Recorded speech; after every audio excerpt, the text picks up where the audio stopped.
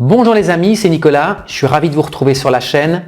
Aujourd'hui, on va s'attaquer à un classique de la pâtisserie, le cannelé. Donc ce petit gâteau bordelais qui est croustillant à l'extérieur, qui est moelleux à l'intérieur. Je suis certain que vous l'adorez, tout le monde aime ça.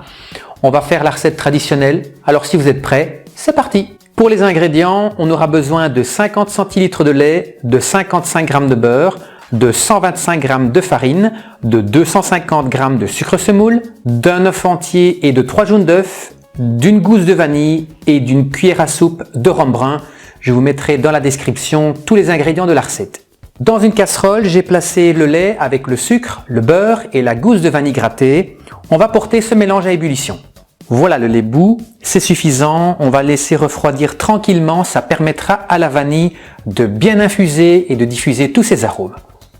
En attendant, je place la farine avec une toute petite pincée de sel dans un cul de poule. J'ajoute ensuite l'œuf entier et les 3 jaunes. Je mélange pour bien répartir les œufs, on va alors obtenir une pâte très épaisse mais homogène.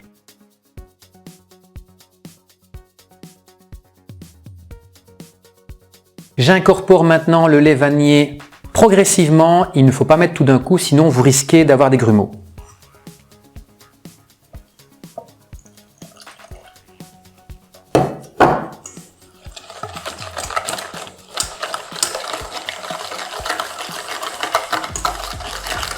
Voilà, la pâte à cannelé est presque prête, c'est quasiment la même pâte que pour les crêpes finalement.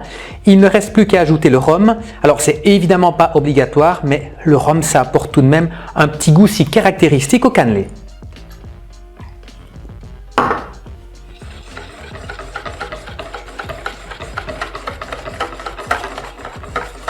La pâte à cannelé est faite, elle est prête, mais par contre on ne va pas préparer les cannelés tout de suite, on va laisser la pâte reposer au minimum 12 heures au réfrigérateur. Filmez, conseil, préparez votre pâte la veille. Je verse la pâte dans les moules, alors il ne faut pas remplir à ras-bord, remplissez aux 2/3 ou éventuellement aux 3/4 puisque la pâte va gonfler légèrement pendant la cuisson.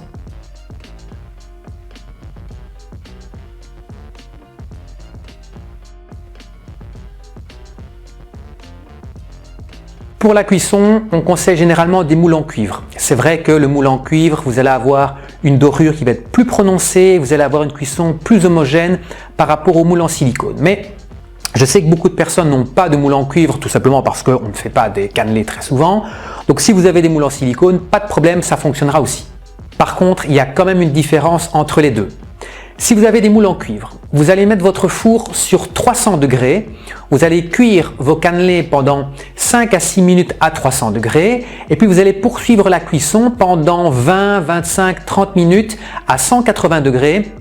Alors la durée de cuisson, c'est comme d'habitude, ça va dépendre de vos fours, donc fiez-vous à l'œil et n'hésitez pas à piquer un cannelé pour vérifier l'état de la cuisson.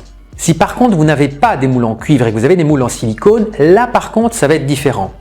Les moules en silicone, pas possible d'aller jusqu'à 300 degrés, généralement c'est 230 degrés la température maximale. Alors comment faire?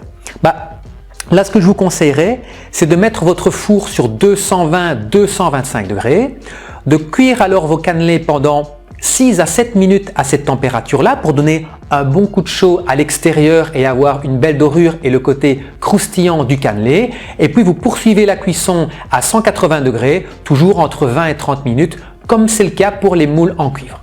Après 30 minutes de cuisson, les cannelés sont bien cuits, je les ai démoulés encore tièdes.